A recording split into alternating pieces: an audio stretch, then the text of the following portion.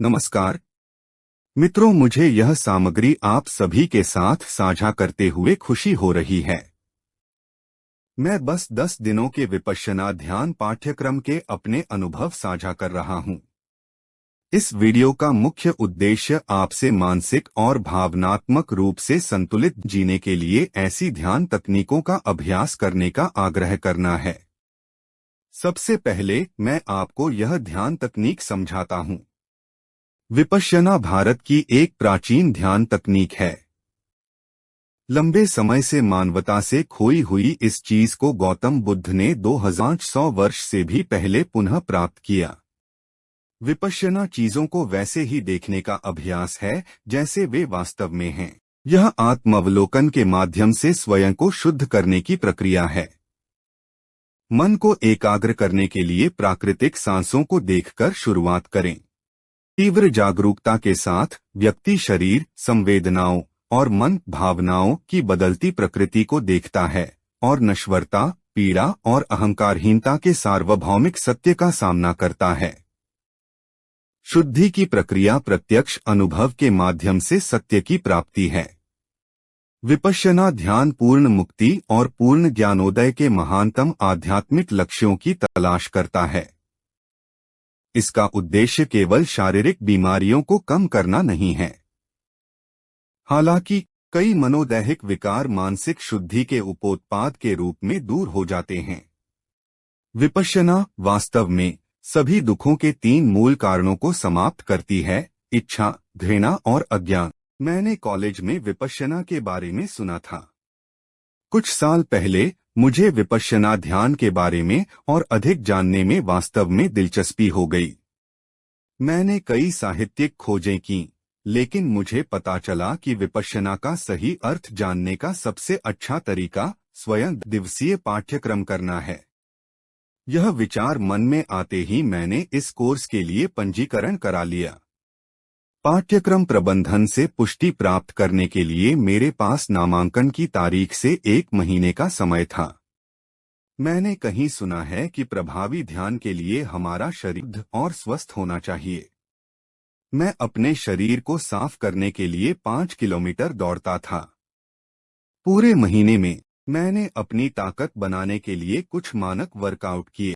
इस कार्यक्रम में प्रवेश के लिए अनुमोदन प्राप्त करना आसान नहीं है, लेकिन मुझे दृढ़ विश्वास था कि मुझे बिना किसी संदेह के प्रवेश दिया जाएगा।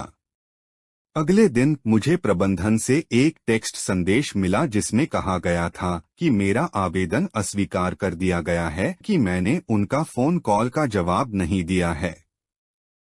लेकिन यह विचार मन में बना रहा कि निस्संदेह मुझे प्रवेश मिल जाएगा। जहां तक मेरी जानकारी है, मुझे विपश्यना प्रवेश प्रक्रिया के संबंध में कोई फोन नहीं आया था, इसलिए मैंने सोचा कि क्यों न हम उन्हें फोन करके अस्वीकृति का वास्तविक कारण पूछें। मैंने उन्हें फोन किया और पूछताछ की। फोन पर मौजूद व्यक्ति ने मेरी जानकारी जांचने के बाद कहा, हमें बेहद खेद है, जिस उम्मीदवार ने हमारी कॉल का जवाब नहीं दिया वह अलग है और हमने आपको अभी तक कॉल नहीं किया। कृपया किसी भी भ्रम के लिए मेरी क्षमायाचना स्वीकार करें। मुझे आपकी स्थिति की जांच करने दीजिए। आपके प्रवेश की पुष्टि हो गई है। कृपया पुष्टिकरण ईमेल का उत्तर दें जो आपको कल मिलेगा। यहाँ मैंने प्रबल इच्छी ताकत के बारे में सीखा। जो धारणा मैं पिछले महीने से प्रकट कर रहा था वह अब वास्तविकता बन गई है। सांगली मेरा पाठ्यक्रम केंद्र था। यह एक नया केंद्र था जो बनाया जा रहा था। वहां निर्माणाधीन माहौल को देखने के बाद जब मैं पहले दिन मुख्य द्वार पर पहुंचा तो चिंतित और थोड़ा भयभीत हो गया। केंद्र पहाड़ों में एक बहुत ही दूरस्थ स्थान था। परिसर में प्रवेश करने के बाद मैंने पंजीकरण प्रक्रिया पूरी की और सभी कीमती सामान और मोबाइल फोन जमा कर दिए। प्रबंधन आपको ध्यान केंद्रित रखने के लिए नोटबुक, पेन या किसी तकनीकी उपकरण का उपयोग करने से रोकता है। पहली शाम प्रबंधन ने हमें 10 दिनों तक पालन किए जाने वाले नियमों पर व्याख्यान दिया। प्रमुख नियम महान मौन से संबंधित थे। नोबल साइलेंस को शरीर, जीभ और मन की शांति के रूप में परिभाषित किया गया है। साथ ही विद्यार्थियों के साथ इशारों, सांकेतिक भाषा और लिखित सहित किसी भी प्रकार का संचार निषिद्ध है। यह हम सभी के लिए एक परीक्षा थी। अंत में हम मुख्य धम्म हॉल में पहुंचे, जहां हमने ध्यान का पहला चरण आनापान क्रिया शुरू किया। हमें तकनीक के दौरान बस अपनी प्राकृतिक सांस का उपयोग करना चाहिए। हमें बिना किसी विचार के प्राकृतिक सांस को देखना चाहिए। यह कहने में तो बहुत आसान है, लेकिन हमारा दिमाग बंदरों की तरह है। मैं 30 सेकंड तक अपनी सांसों पर भी ध्यान केंद्रित नहीं कर सका। पहले 3 दिनों के लिए हमें यह अभ्यास प्रातः 4 बजे से रात्रि 9 बजे तक करना होता है। मैंने सब कुछ करने की कोशिश की, लेकिन मैं दूसरे दिन तक अपने दिमाग में विचारों के प्रवाह को नहीं रोक सका। मैंने सोचा कि मुझे मार्गदर्शन के लिए शिक्षक से चर्चा करनी चाहिए। मैंने इसे शिक्षक से संबोधित किया और उन्होंने मेरी घबराहट देखी। उन्होंने कहा, सांस को मत देखो जैसे यह तुम्हारी है। दृष्टाभाव के साथ अपनी सांस को तीसरे व्यक्ति के रूप में देखें। यदि आपका मन भटकता है तो चिंतित न हो, बस अपना ध्यान अपनी सांसों पर लौटाएं।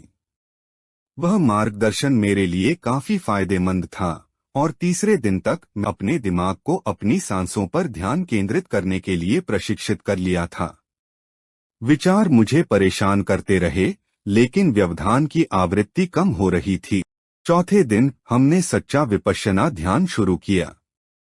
आनापान क्रिया हमें मन को शांत करने और ध्यान केंद्रित करने के लिए प्रशिक्षित करने, यानी मानसिक एकाग्रता बढ़ाने में सहायता करती है। अब विपश्यना ध्यान में हमें अपने शरीर के अंगों पर होने वाली समस्याओं पर ध्यान देना चाहिए। प्रारंभ में हमारा दिमाग केवल शारीरिक संवेदनाओं को पकड़ने में सक्षम था, सूक्ष्म संवेदनाओं को नहीं। जब हम अपना ध्यान अपने शरीर के एक छोटे से क्षेत्र पर केंद्रित करते हैं और उसे दृष्टिभाव से देखते हैं, तो हम अपने शरीर कुछ हल्की सी गतिविधि देख सकते हैं। मैं अपने पूरे शरीर के एक एक हिस्से पर ध्यान केंद्रित करता था। हमें किसी भी प्रकार की संवेदना को मौद्रिक मूल्य नहीं देना चाहिए। किसी भी प्रकार के सनसनीखेज अनुभव के लिए खुश या दुखी न हो, बस तुम्हें वैसा ही निरीक्षण करना है जैसा वह है। इसे दृष्टाभाव कहते हैं। बस उन पर ध्यान रखें। यह विधि निराधार नहीं है। ये संवेदनाएं केवल पिछले व्यवहारों का प्रतिबिंब हैं जो हमारे अवचेतन मन में संग्रहित हैं। ये हानिकारक व्यवहार हमारे अवचेतन मन से चले जाएंगे यदि हम उन्हें केवल दृष्टिभाव से देखते रहें। मैं शिक्षकों द्वारा सिखाई गई प्रक्रिया का बिल्कुल पालन किया और मुझे पता चला कि पुरानी यादें जो मेरे अवचेतन मन में मौजूद थीं और मेरी युवावस्था में एक मजबूत चरित्र थीं, मेरी आंखों के सामने जीवंत हो गईं। मैंने उन्हें दृष्टाभाव से देखा और 9 दिन संतोषजनक ढंग से किए। 9वें दिन मुझे ऐसा महसूस हुआ जैसे मैं अपने पूरे शरीर में छोटी छोटी संवेदनाएं महसूस कर रहा हूं, लेकिन मैं बस देख रहा था, भाग नहीं ले रहा था। ऐसा दावा किया गया है कि ध्यान के बाद नींद का समय कम हो जाता है।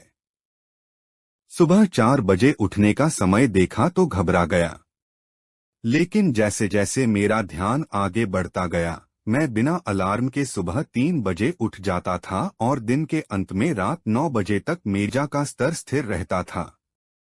ध्यान के दौरान मैंने देखा कि जब मेरी रीढ़ की हड्डी सीधी होती है तो मैं संवेदनाओं को स्पष्ट रूप से महसूस कर सकता हूँ।